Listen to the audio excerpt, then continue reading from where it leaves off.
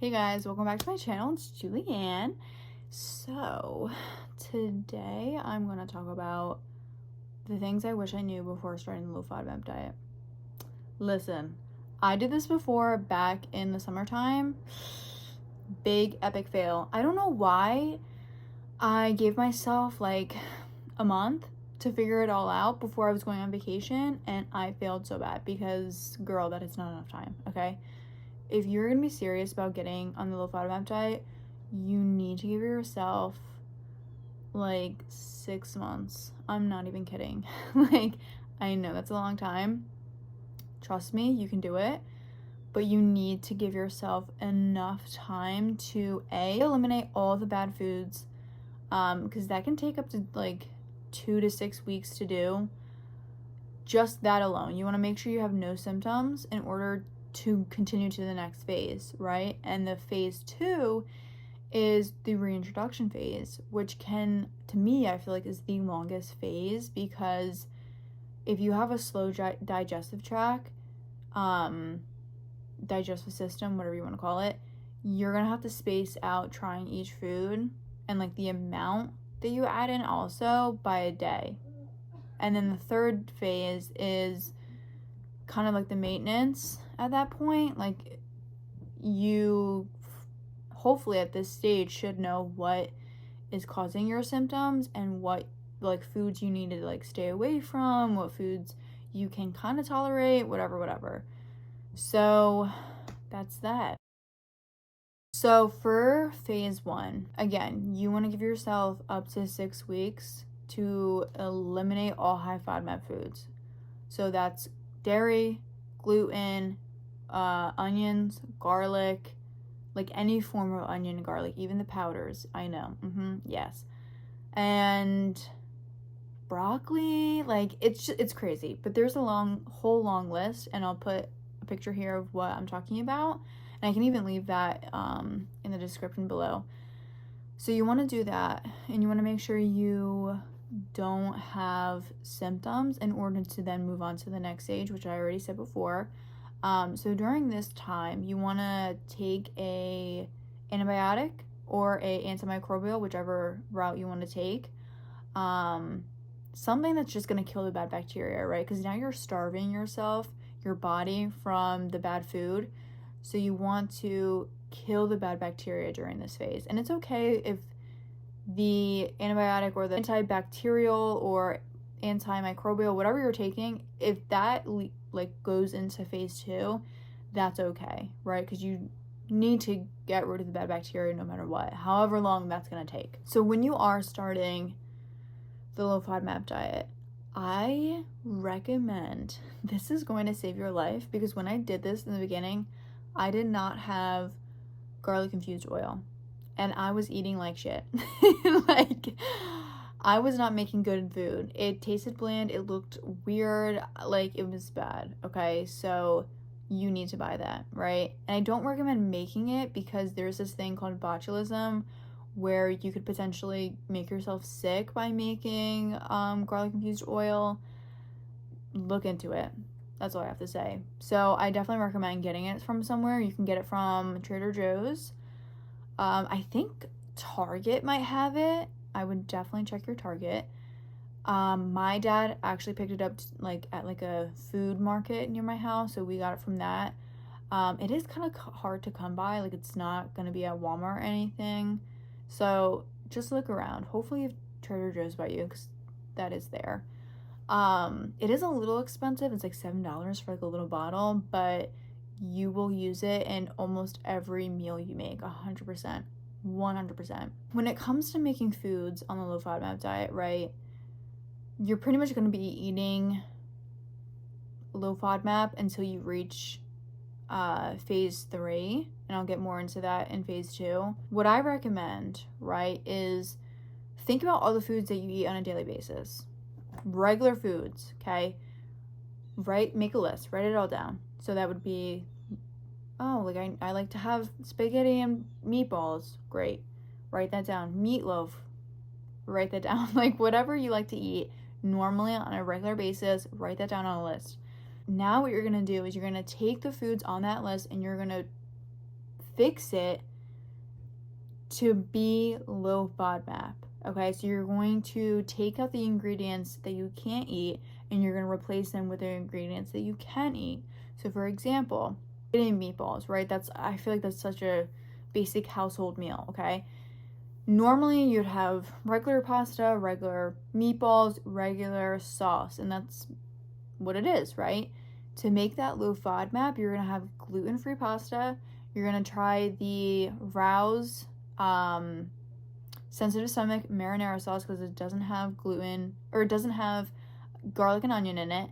And then you're going to try to find meatballs, whether they're frozen or not, or you just make them yourself without garlic and onion in it. That's it. Simple as that, okay? So that's what I recommend, because when I first started this journey, I didn't have the garlic oil and I didn't figure out foods that I like to enjoy and just to, swap out ingredients. I literally was making like tofu. Like, I've never eaten tofu in my entire life. Why did I decide to do that? Like, it just doesn't make any sense. And it looked weird, tasted weird. It was just all bad. And I ate it as leftovers and I wanted to throw up and I couldn't do it anymore. Okay. Now I'm not struggling as much because I already, had those mistakes before, which is probably going to happen. Like, the first time around, you might struggle a little bit because this is going to be new for you. It's okay. That's kind of where I would start off. If you need more ideas, go on websites, right? Fun Without FODMAPs. I'll put that in the link somewhere. I like that website because it's like very organized and you can pretty much pick like, oh, you want breakfast, you want to make something with chicken. Like, it's very organized. And it's simple recipes, because for some reason I feel like people who make recipes about this stuff, they're so complicated and it's like you have to buy all these weird ingredients and it's gonna take them like an hour. Like, no, we don't have time for that. Okay, like, let's move on. So definitely look up easy recipes you can make. I would plan your meals ahead of time. That actually helped me a lot, because I also want to mention I live at home right now, so it is hard to be on a diet when A, your parents pay for your food, and B, everybody else in your household is eating regular shit. Like, it's hard to watch them have yummy ass pizza when you're eating like this weird vegetable, type food. It's just, it can be hard. So I recommend, if you are in that situation and your mom does pay for your groceries, have her just get some staple pieces like chicken, gluten-free pasta, the Rouse marinara sauce, just like easy things that you can kind of put in your freezer or in the pantry so you can have. Rice is a key staple. What else? I think that's pretty much it. So my parents kind of pay for like the basic stuff, and then I kind of get, the snacks that are gluten-free, dairy-free, whatever it is. Some meals that I am making, we don't have the ingredients at home. Like, I will go out and purchase those foods. Ultimately, though, you might have to buy your own food, just because it can get complicated when you do live at home, and that's so irritating. Trust me, I get it. It's so complicated because, for example, sometimes I'll make my food during the week, like 3 days out of the 5. And one day out of the week, my mom's going to make something for everybody, including for me.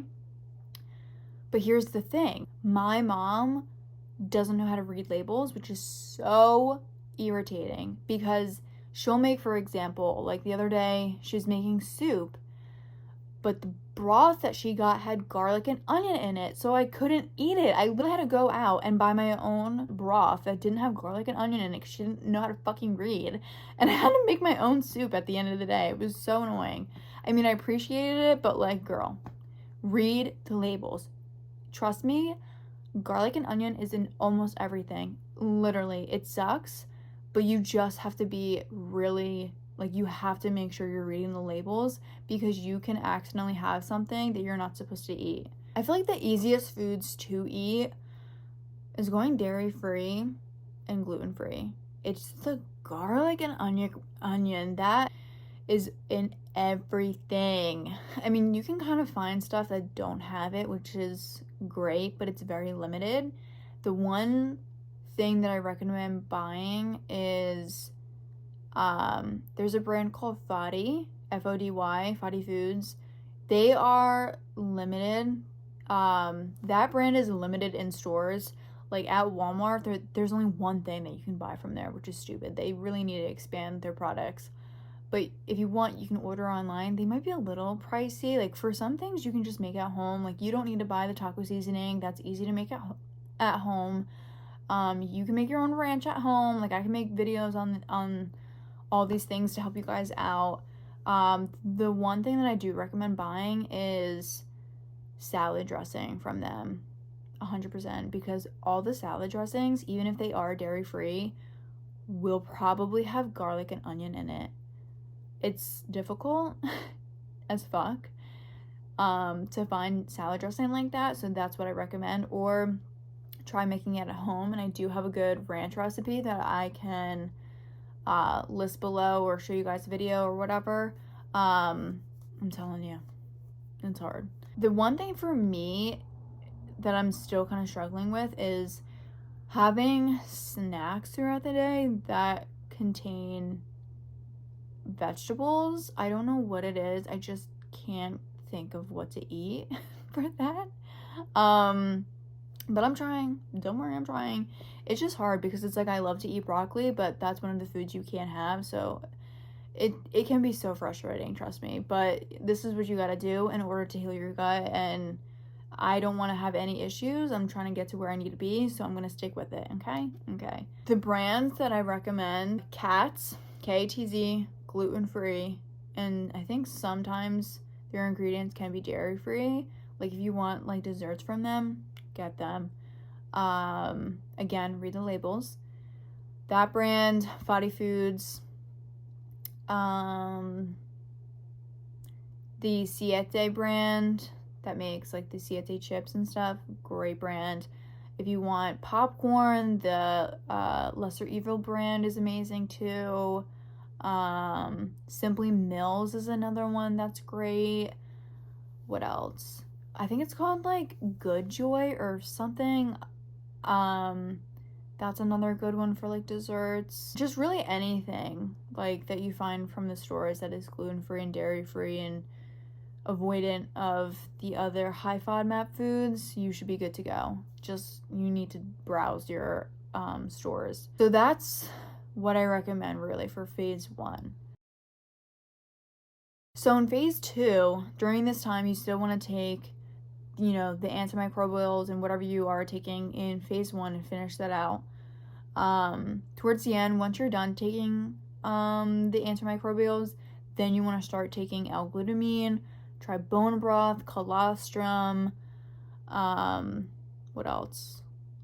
Anything that's supposed to help. HCl, that's another one to help rebuild, you know, the gut lining, get the good,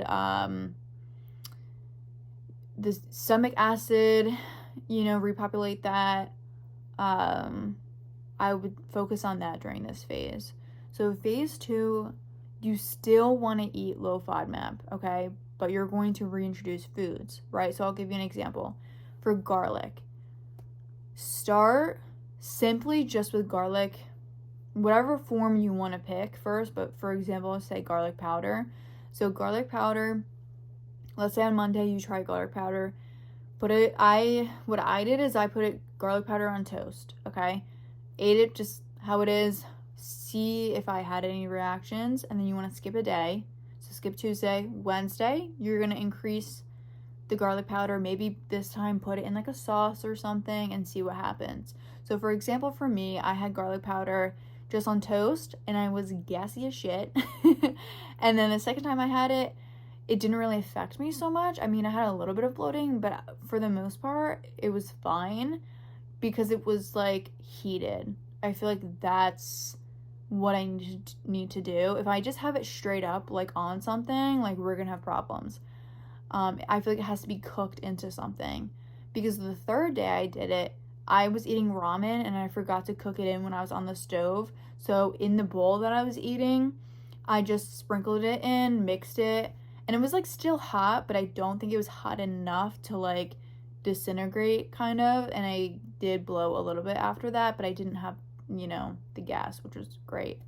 On these days, you want to be avoidant of having kind of like triggering foods that aren't high FODMAP. So for example, caffeine, if you have like coffee or caffeine, I know especially coffee can be kind of a irritant. It is low FODMAP, but it's an irritant to your stomach. So you want to figure out, the symptoms that are occurring that day, what they're exactly coming from. So that's why you want to avoid anything else that could give you stomach issues, because if you are trying to reintroduce that day, you want to pinpoint it's the garlic, right? Not, oh, it could be the coffee, it could be this, it could be that, whatever. Like, you're confused, right? Then you're going to have to restart that day all over again. So try to avoid new foods, try to avoid irritating foods that are still technically low FODMAP, and just focus on the high FODMAP food that you are reintroducing that day. Again, if you have a slow digestive tract, meaning this is probably for people who are more on the constipated side, it's going to take a while for your stomach to digest the food. You want to skip a day in between, just so you can give yourself enough time to feel the symptoms and see what happens. So for the garlic, as I mentioned before, you're going to have it Monday, skip Tuesday, Wednesday, have it Wednesday, skip Thursday, have it Friday. You want to try it at least 3 times.